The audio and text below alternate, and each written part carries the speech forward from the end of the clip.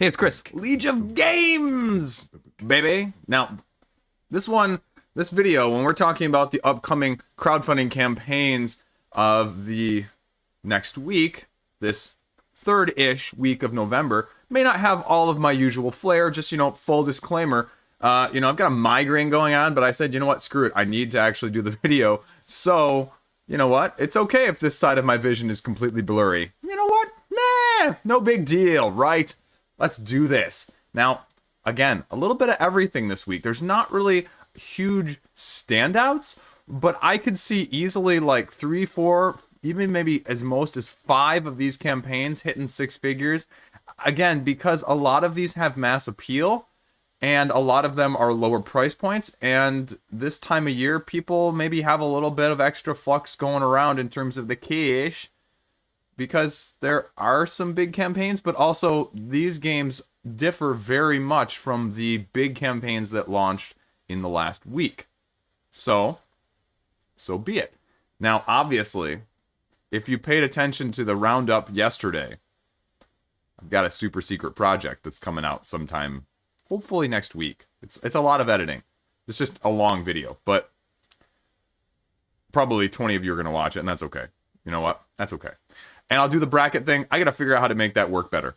You're right. You're right. You're right. Okay, on with that. On with the show. Let's do this. This is probably the most notable of anything launching this week, just with the pedigree that it is, Valeria Card Kingdoms. And it's not actually another expansion for Card Kingdoms. It's a trio of other games that they're launching. We'll talk about each of them right now. So the first one is, again, there's no art, Siege of Valeria. This one, though, is a little bit different. Dice and Cards Castle Defense game.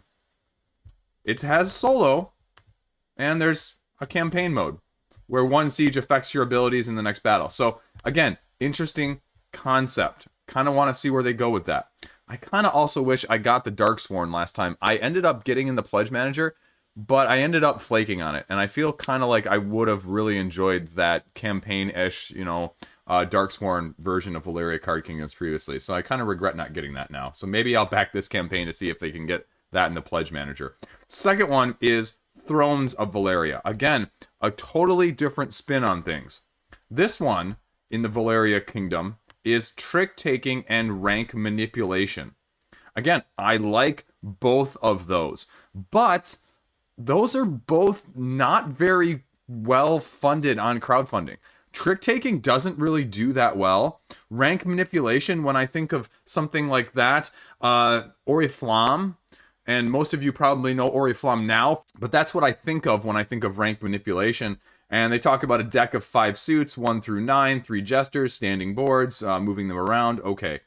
So, again, not a whole lot of information on any of these. No images, no forum discussion. There's one video talking about the diagnostics. I don't really know what that means, diagnostics of a game, but anyway. And the last one here is Dice Kingdoms of Valeria. This is, again, something completely different. This is a roll and write game.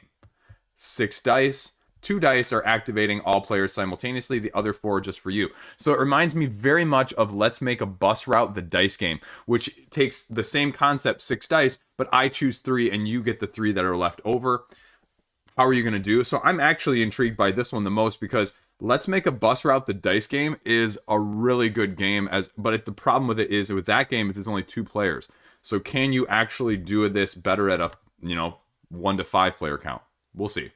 Nothing like an alarm going off in the background to pull me away from the video. Anyway, by far and away, the biggest one that's going to be launching on the 16th. The second biggest one that's going to be launching on the 16th as well is going to be the next iteration of Hero Realm. So we're seeing a lot of things along similar IPs, expansions, standalones in that side of the gaming hobby. Now, this is going to be different. This actually doesn't even have a Board Game Geek entry. It's Hero Realms Dungeons. So you can go over to Wise Wizards' website here, talking a little bit more dedicated to Hero Realms. 6 new classes, exclusive class of the Necromancer. I'm a big Necromancer. I'm going to leave that one alone. Adventure packs, more PvP market decks, new game board, 12 encounter dungeon campaign. So, again, Hero Realms tends to be, just like with their other properties, ones that you probably want to actually back on the campaign itself because there are more exclusives. Now, are they going to change like other campaigns and other companies have changed where they've gone with more alternative stuff as opposed to gameplay exclusive stuff? I don't know. There's a little bit of spoiler here on the website with some of the cards that you can get, and you can kind of see already with what there's going to be there. This Pester card, a wild resource, so it goes through what that is. Rattling Welcome, Light the Way. So, I mean, you can kind of just get a glimpse of what's going to be different in Hero Realms from that side of things. I have never really ventured into the Hero Realms or any of the Realms side of the Wise Wizard games. So, you guys are going to have to tell me in the comment section if this would be up my ilk based on my previous preferences. I like the idea of some of this stuff, but the actuality of it, I just haven't been as interested in. And so it's one of those where I would love to try it before I would buy it, just because I don't know how I would feel about some of this stuff compared to very other similar games in the same niche. And that's okay. But it's launching on the 16th. Again, it's going to be the second most recognized IP that's launching that week. Next up, as the third most recognizable and a very interesting test of things, of how people feel about some of the previous iterations, is a new call to adventure game, this one being Epic Origins, adding a little bit more of everything, including a way to port your character at the end of the game into a D&D 5th edition character. Now, this is going to be a little different. They're going high fantasy, obviously, if you're going to be porting into D&D. You're going to be facing off against your adversaries, tableau building, and this is one of the main differences. You're going to be able to quote-unquote level up, get experience through challenges that you're going to be facing as you customize your character throughout the game, going against a double-sided adversary, perhaps even one side at the end of round 2, and then the level up of that adversary, or the more difficult adversary at the end of round, or phase 3, if you will.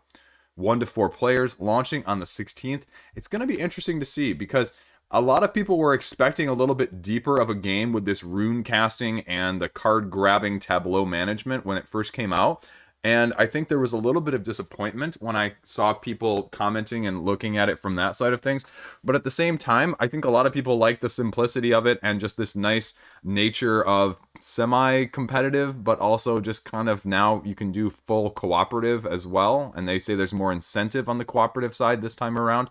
So I don't know. I mean, it wasn't appealing to me with the rune casting and the light play from last time. Again, it's one of those games where I look at it as if someone brought that to a game night, I'd be very happy with it and I'd love to play it. But I don't feel, at least right now, that I need to own it, even though you've got other iterations out there from The Name of the Wind and Stormlight Archive, which are two of my favorite fantasy series that are sort of semi-active. One of those is active. The other one, we're not going to talk about it.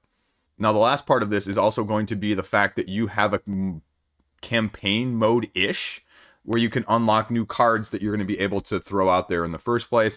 I don't know if they're calling it a legacy. It doesn't seem like it, but it seems like it's sort of that type of mechanism in the first place.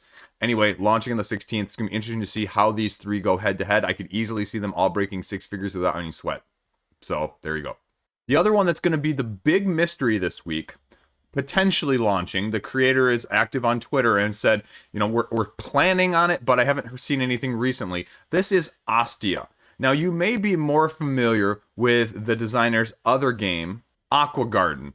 And that was sort of one of the surprise hits within the last year that people really were attracted to, with these absolutely fabulous wooden meeples and sort of this roundabout play, going around the aquarium, trying to design it, trying to allocate the right resources in the right places to be able to place the right fish and creatures in those areas in the first place.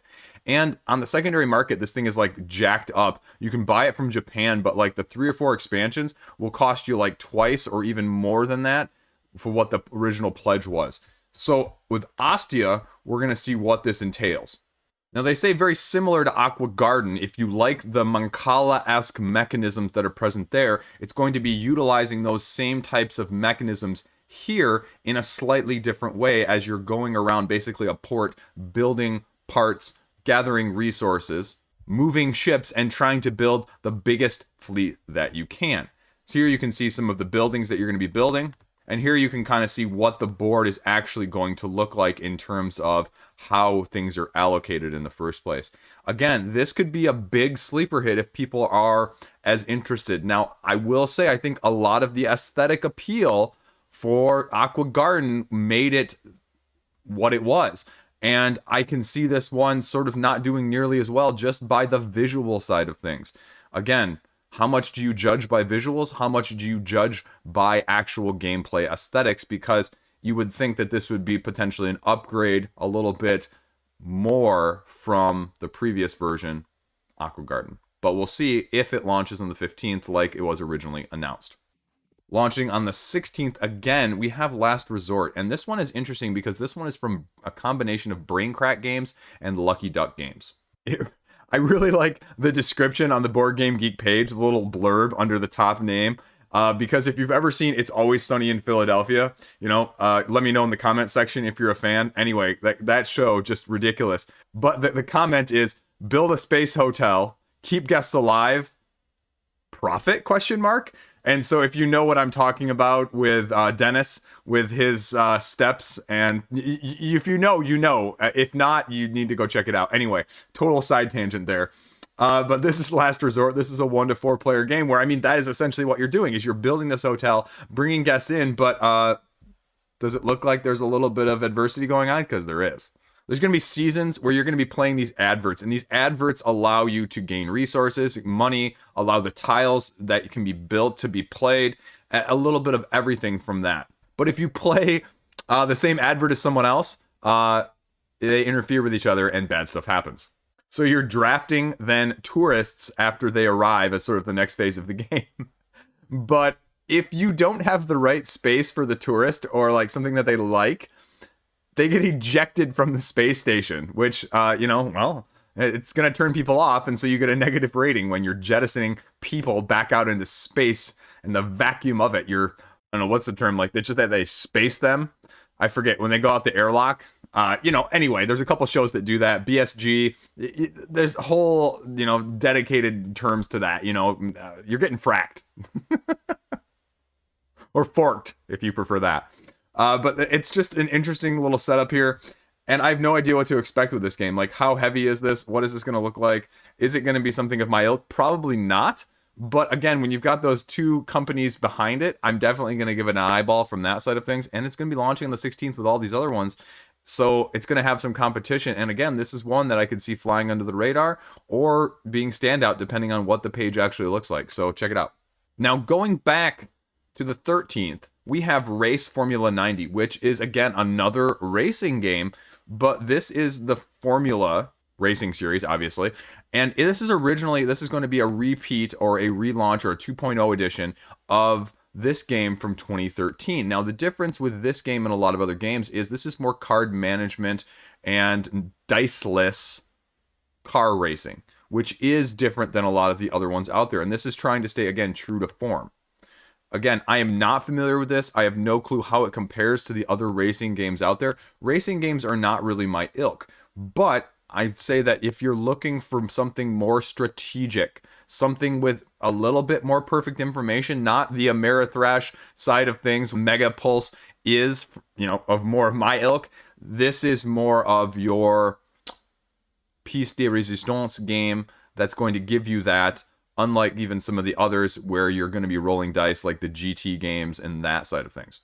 You're going to be replacing cars. You're going to be going against AI cars that are going to be going around the track on separate turns or interacting with you. And you're going to be replacing cards on your tableau that's going to cost you to spend resources to manage, whatever part of the car that you're replacing. One of the big features they say that allows sort of a dynamic change is the braking feature and how you're going to be braking and utilizing that, especially if you're late braking, allowing you to overcome other cars. At this point, I have no idea what this is, who this is appealing for. I know the forums, I've checked there. People are really interested and really hyped on it from that side of things. But, does that translate? Forum excitement is very specific people, very niche. But again, does it have broad mass appeal? I have no idea. But we'll find out because the other, like CCG, auto racing game, World Auto Racing, that just launched this past week, got like 50,000 in the first day or two. So I would imagine maybe there is. So, I mean, let's test the market. We'll find out on the 13th. This is another very interesting game where I have no idea what it's going to be, but it's not on Board Game Geek, which ultimately, as much as you say things, there's going to be more knowledge about things with Board Game Geek. There's going to be more hype. There's going to be more availability for information. This is, I'm going to pronounce this completely wrong, Esopya. And so I'm going to mess that up. It's okay. This is its own website that looks like a game along the lines of Summoner Wars or Arakan Wars that we have seen recently. Card game, tactics, playing on a purely tactical board. So what are we actually doing here? What are we actually getting? Okay, your army looks very similar already to Arakan Wars in that sense. Build your deck, summon the most creatures, take to the battlefield. Mana Master! It's nice because they already have the rules here, but we'll go to that in a second. You get to see some of the races or the armies that are in your hands. And that's about it, though, on this page. Now, let's go to the rules here. Now, they give a little bit more information here. 5x5 board. Now, again, exclusive mechanisms and strategies. I mean, okay, those are big words. You can read the rulebook online, but they give a basic summary overview. Skills, get the mana points, draw your cards, support them, and play them. They give you a little bit of the background here of the different factions, it looks like. And there we go. One card, one feature. Now, the question is, with all of these different skills, can you remember them all? Are they all going to be self-explanatory on the cards? How much symbology is there going to be? Now, this is different. This is probably the biggest difference between those other two games that we've seen, is that when you talk about this 5x5 battlefield, they give a little bit of video overview if you want to check this out. But in certain areas, you can only have certain cards. So if you're going to have a playmat, like, you might as well just color the playmat the same picture, right? Because I don't want to have to try and remember necessarily. Red is the kingdom cards, it says, so that's, you just have one on each side. Gray are your support cards, so again, limiting the amount of cards of each type that you can play. Blue is where you summon your creatures. Yellow is the passing line, called the center line. And magic cards are just played, and, you know, you show them to your opponent and discard them, essentially. So, it's going to be interesting. It's nice that they have the rule book up here already, so you can really check it out. But when we go over the rule book here, they say that it can be pre-built, but also constructed. So again, this is a little bit different, but also the same. I like this interactive rulebook. It's nice from that side of things, but are we going to have enough information in the game? I would like to see this in action. And again, I don't care who does it, but let's do it. This is probably the other big point, just skimming through the rulebook here for you guys, is that during the game, there isn't a rolling dice symbol, meaning you have to have that number rolled to be successful in that skill. So how do you feel about that? If you can, I don't know if that's referring to playing cards or summoning cards or, you know, utilizing magic skills or magic spells. That's going to be sort of a make it or break it, because I can see people feeling very split on that side of things. Summoning, fighting, movements, they go through it all right here. List of skills. There you go. Now, again, the list of skills here, 16 different skills. So in case it wasn't clear from that previous illustration, and they talk about them, but look at this explanation on some of these. And I mean, it's not as straightforward, but okay. And then you have tokens. So at this point, with this information, I could see this one going either way, depending on the price point, depending on the information on the page, depending on the quality of the page, because again, people are judging by their eyes first for their wallets. So there you go. I'm going to mispronounce it. Esopya. Check it out when it launches on the 15th, along with Ostia, I guess. Now we have Empower Empathy, also launching on the 15th. In case it's not clear, this is a game designed more for kids and teaching them about emotions, empathy, through scenario-based gameplay. And it says there's something like 160 or more different scenarios that this city watch, as you are represented by, can be able to play through. Now, they actually have the rules over in the images section, so you can tell, you know, essentially what you're doing, which, again, I like that, but I also worry that it's a little bit too simple for my kids at this point, too. So you're determining who moves, spin the board. If it lands on your guy, essentially you can choose anyone to move and determine how many steps they move by rolling a die. If it lands on the bad guy, then the bad guy goes. Then it kind of tells you a little bit of what you can do when. and then if they land on the same block, you do a face-off. So it says basically, to win though, you have all characters in play passing the start block. And here's the emotional side of things. You have to select an emotion card and show it to the rest of the players when there's a face-off, and you have 3 guesses to get it. So, okay. Definitely not for me. Definitely not for my kids. It's probably more of a younger age, which is a little bit of an interesting age because I don't have one at that age, and I can see the crowd, I can see the market for that being very selective.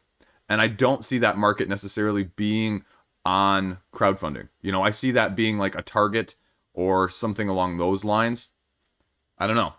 I mean, we'll find out on crowdfunding, right? It's going to launch on the 15th and we'll see. So check it out, Empower Empathy. Last up, launching on the 16th on Gamefound, we have Sammu-Ramat and Derrocar. I'm hopefully pronouncing those right. And this is from Ion Phase Games, which was weird when I was searching it. Actually, you can pre-order the retail version already on their website. So again, the question is going to be, what does it bring to you from the deluxe side of things? So let's check it out. Discount if you're following already. Okay. 1 to 5 player co-op game. So hopefully we see a little bit more information. There's not a ton of information on either of these games on this page, but essentially this is a co-op game where you have advisors that are going to help you control the empire through card play. And you can see a little bit of the scenario-driven game that you're going to be doing. And here is the empire that you're going to be trying to control. Since it says there are so many empire cards, apparently that's going to increase replayability. And you're going to be trying to get a better result each time. That's about it. And Derrocar. So 1 to 5 players, 60 minutes, history-based Argentinian game. This is, again, something completely different as a competitive game where you are either senators or governors of states of Argentina, and you're trying to become the next president of Argentina. You've got laws, decrees, and money manipulation, we will say, in order to be the most successful and outwitting and outplaying your opponents. There is going to be apparently a modular system that allows you to choose the complexity that best suits your taste. So, again, that's it. That's all there is there. Price, access, shipping. Why get it now? So we'll see. I'm hoping there will be a lot more information on the actual mechanics when these pages launch, obviously. But there you go. Gamefound as well this week.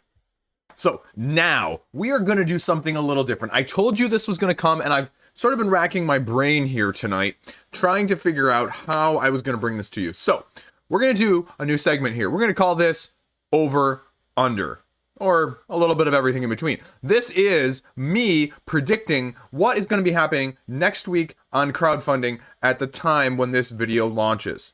So a little bit of parameters on that. Well, obviously, it has to be something measurable. I was going to try and do like, which of these campaigns has the most when it finishes? And I was like, I'm never going to remember that a month from now when all these campaigns are going, except for if they're like super big ones. So I'm going to try and do something this week that you can just objectively compare to next week and see how wrong I truly was. So first up, Call to Adventure Epic Origins. The prediction is this is the most funded game of the week of all of the tabletop games that launch this week. True or false? So we're doing a little bit of everything. It's not really totally over under. I need to come up with a new name. But what do you think? Is this game going to be the most funded? Is something else going to surpass it? I think this is going to be it. This is going to be the most funded game of the week. We're going to put the over-under on this when it launches, and by the time this video, Saturday morning at 7 a.m., is going to be 300,000. Over-under. I'm going to go over.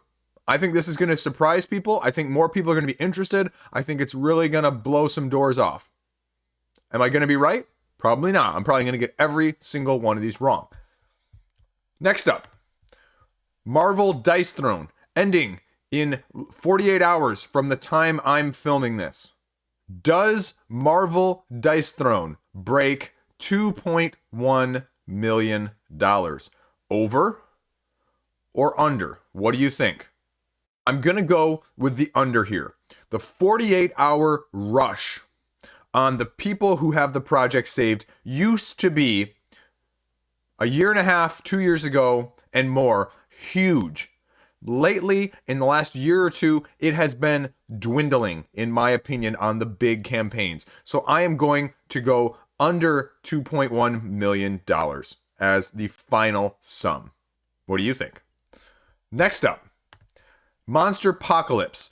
Does Monsterpocalypse break $850,000?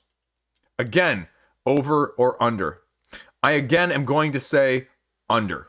Just totally guessing at this point. Nothing to base it off of, but that's what I'm going to say. Next up, Valeria Trio. The over-under on this one. Valeria Universe Games. 3 completely different games. Does this break 50,000 by the time this video airs? I'm going to go under on this one as well. The last campaigns, even for their core line of Valeria, 2 of the last 3 were only at about 70 or 80,000 total. Darksworn being something completely different and also picking up expansions that were not widely available at retail, broke about 180,000. So I'm going to go under 50,000 here as well on that bet. Last up here is going to be the over-under on how many games that launch next week, between now and this video airing next week, how many of them break 6 figures? How many are going to break 100,000? The over-under is 1.5. What do you think? Is there going to be more than one game, essentially is what I'm saying, that raises more than $100,000? Or is it going to be a very small week from that side of things? There you go. Again, I'm going to go under on that one as well. So it's a week of limboing under everything, almost. And if enough of you guys like this segment, maybe I'll make it into a whole video in and of itself, where I come up with prop bets and over-unders and that sort of thing, and have some fun with it from a crowdfunding standpoint, because it's kind of fun. I wasn't expecting to have this much fun with it. So there you go. That's it. I'm going to be having some videos, hopefully in the next 3 to 4 days. The big 2 or 3 that I want to get out, that I need to get out. Vagrant Song Review, Mega Pulse Impressions, and Limbo Eternal War, some format of my choosing. I'm working on it. It's a work in progress, folks. Those are the big videos coming out in the next couple days. And then I have a couple reviews of smaller things as well from the retail-ish side of things. And we'll just kind of see what else comes out. There's not as much on crowdfunding right now. I think I have like 4 or 5 games total announced for the month of December. So, as almost the middle of November, that's kind of weird. And I mean, I've got more probably actually in January and February on my radar of 2022 than I do in December of 2021. So take that for what you will, post-Thanksgiving, pre-Christmas side of things. So that's it. Those are the games. Those are the things you should know. Anything catch your eye? I don't know. I can see myself passing on almost all of these this week, but I could see 1 or 2 sneaking in there as well. So, TV time. What am I watching? I am completely caught up with Doctor Who. Apparently there are no Whovians in the audience, so I'll just soliloquy randomly to no one. But I'm just not impressed. And I have nothing against the female doctor, but I don't think the writing in these last 2 or 3 seasons for her has been nearly as good in the previous seasons with the previous showrunners and the previous writers. I just don't think the plots and the connections and the overall arching stuff, and even just some of the individual stuff, it seems more samey than in the past. And maybe that's me looking more critically now. Like, I was a little bit more doe-eyed when I was watching some of the other, like, Smith and Tennant seasons. It just doesn't feel as put together. And I'm not as big in the companion side of things. I wasn't attached to any of the companions this time around like I was previously, where there was more of that feeling of wanting them and, involving them in their own personal storylines. It just wasn't and hasn't been terribly interesting. And maybe this new season that just began will be more intriguing. I hope so. But we'll see. I'm catching up. I am about 2/3 of the way through Titans season 3. Again, season 3 is darker than season 1 and season 2. So definitely some spoilers abound. It's not lighthearted. It's not uplifting. I mean, there's some deeper stuff, psychological, physical. But it's definitely a different take on the superhero genre if you liked other things like The Boys or anything darker in that side of things, which is a little bit more gritty, because it's definitely gritty. It's definitely grittier than like the Batman DC movies as well. Like Bane, like if that was, still a little bit unrealistic for you, you'd like this more. So I'd check that out. Apart from that, there's not really a whole lot else on my radar. I got to catch up, like I said, on some of the animated stuff that I've been sort of putting off. Whether or not I want to just get into that is just always sort of the question. I don't know. There's just, sometimes you just don't feel like watching that stuff as much as you, know you should. So, that's it. Yeah. I've got the other stuff sitting over the side. I'm looking at it right now. I've got my new lights and my new sort of tripod stand. They're still in the box. I'm lazy. I am lazy. And so hopefully one of these days, especially if I want to do like a playthrough of something, I will get that stuff actually set up. Maybe that's a good job for this weekend as well. I should probably do that. But my sons have basketball. They're playing basketball for the first time, like against other kids. They've never played in a driveway before. So that's going to be crazy. Crazy funny, actually, mostly. But they're pretty pumped about it, which is what matters the most. So that's all I got going on in my life.